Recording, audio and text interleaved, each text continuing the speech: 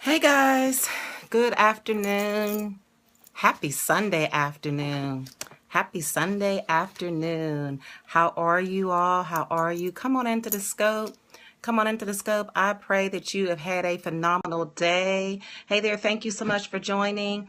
It is Sunday and I'm a pastor's wife, and as most pastors' wives are on Sunday afternoons, we get a little tired, but I wanted to come in. Hey, Stepmom Letters, thank you so much for joining. Good to see you in the scope on this afternoon. I am Lady Velda Brazil.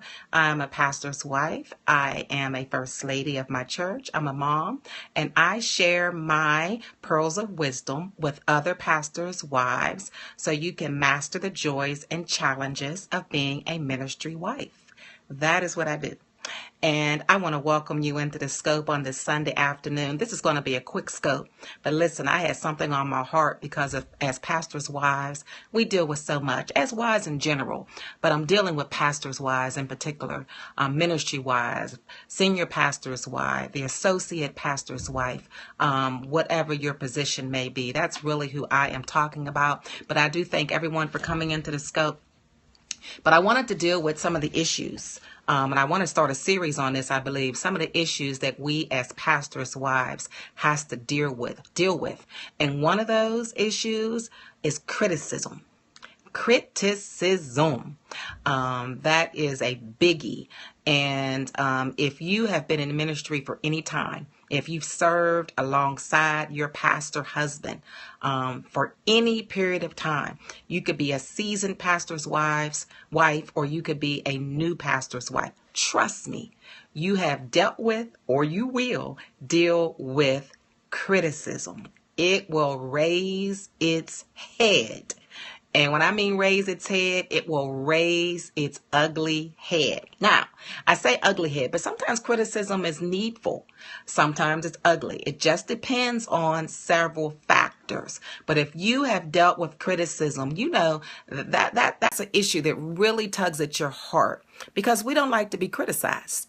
Nobody likes to be criticized. Nobody likes to be talked about. Not that we feel like we've all arrived, but that's just that feeling that someone doesn't like me or someone's talking about me for some particular reason. So criticism isn't something that we all really want to deal with.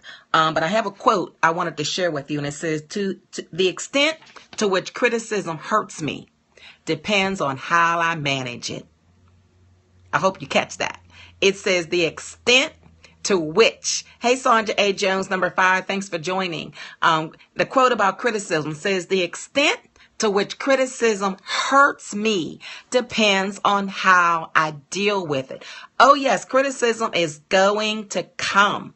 And one reason I am talking about this today is that it came and rose up on me on yesterday. I was out on yesterday, and as you know, I'm a pastor's wife. My name is Lady Velda. I'm a pastor's wife. I'm a first lady. I'm a mom.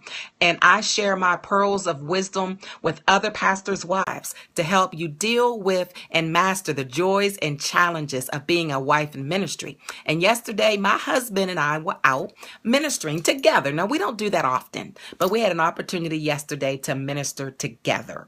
And it was a blessing. It really was a blessing. It was a Valentine's Day fellowship that we were at, and we had an opportunity to kind of tag team. He went first. I do minister in the word. I'm a preacher also.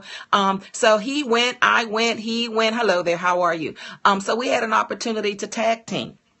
Service was over. We went on, had some fun in the fellowship because it was a celebration of love, and we had games and food and all that stuff. And a person that was there came up at me to my face and had some criticism for me.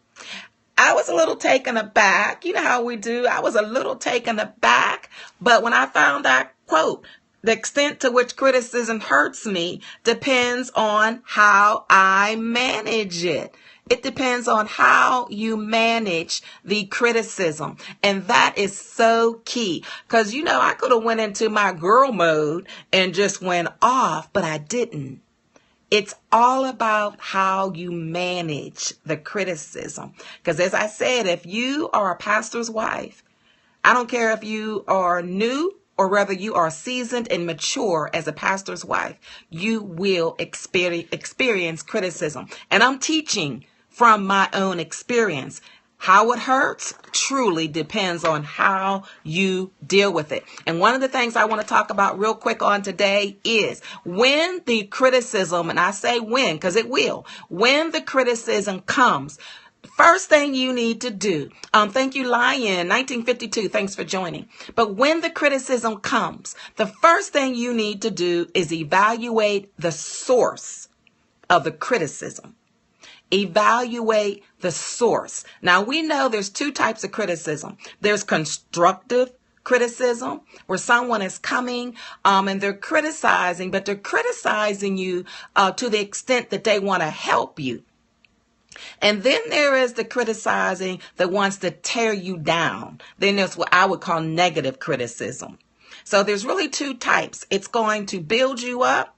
It's that criticism that comes to help you, comes to develop you. And then there's that criticism that I believe is of the devil that comes to tear you down, comes to mar your reputation, really comes to hurt you. There's those two different types of criticism. So number one thing I want you to do when the criticism comes, evaluate the source.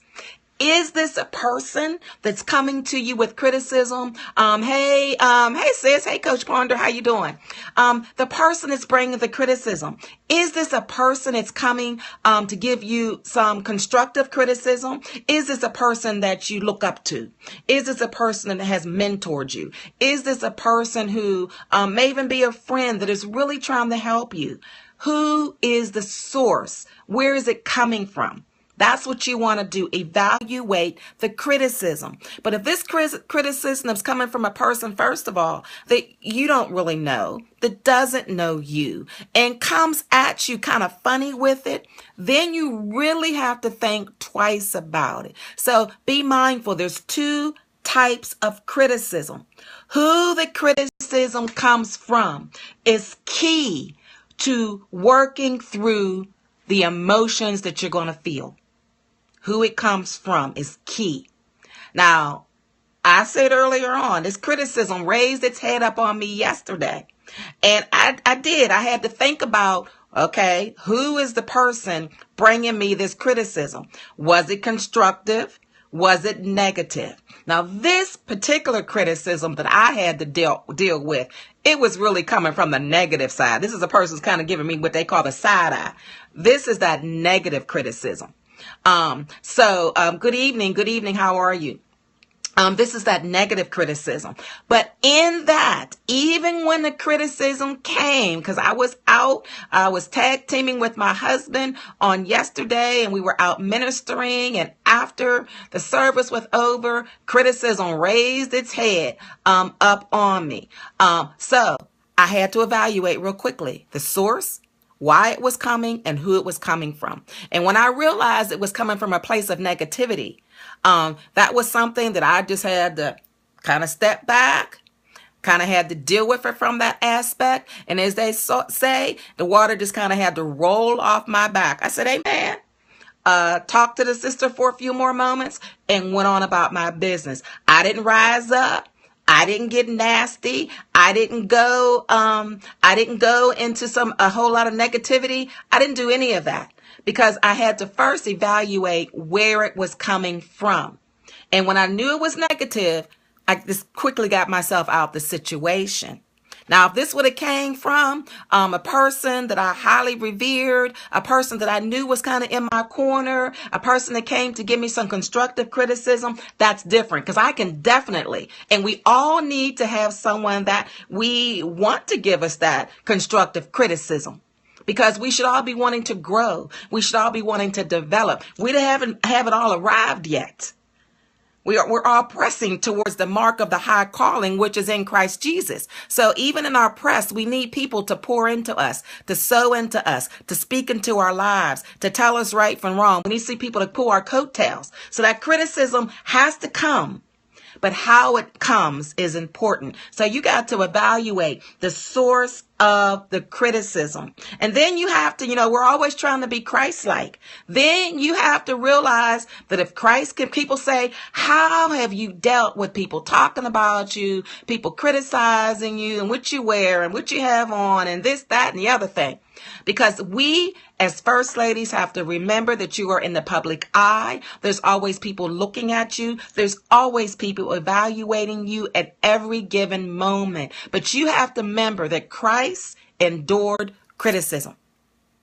He endured criticism. He endured the criticism so that I could endure the criticism. That's the key thing that you have to keep in mind. That's the key thing. So criticism is going to come.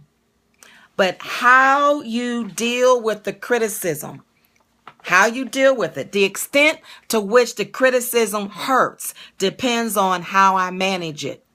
The extent to which the criticism hurts depends on how you manage the criticism. First ladies, I want you to be prepared. I'm going to keep talking about criticism. I just wanted to give you that one point today. Evaluate the source of the criticism. It's going to come. And when it comes, even though it could throw you off,